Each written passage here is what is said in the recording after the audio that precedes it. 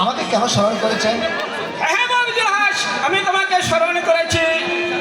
শোনো বাপ জুলহাস, আমার এখন বয়স হয়েছে, তাই এই রাজকার্য মামা ভাস্তিকার সহ্য হচ্ছে না, তাই আমি মনস্তাব করেছি এই রাজ সিংহাসনে বসে বাকি দিনগুলো আমি অত্যাচার করতে চাই।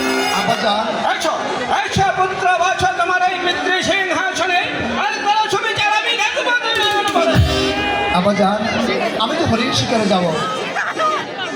বেশ, তুমি যখন হরিণ শিকারে যাবে তাহলে আমি তোমাকে নিবিড় শিকারের ব্যবস্থা করে দিচ্ছি। হুজুর সাহেব, বাছা বাছা 10,000 সৈন্য সজ্জিত করে আমার পুত্র বাপ জুলহাসের সাথে দেবে। আরো শুনুন হুজুর সাহেব, আপনি যাবেন আমার পুত্র জুলহাসের দেহ রক্ষী হিসাবে। কথাটা মনে থেকে গেল হুজুর সাহেব। আর শোনো বাপ জুলহাস, যাওয়ার পূর্বে তুমি তোমার মায়ের কাছ থেকে বিদায় নিয়ে যেও। বেশ, আমি তাই করবো আব্বাজান।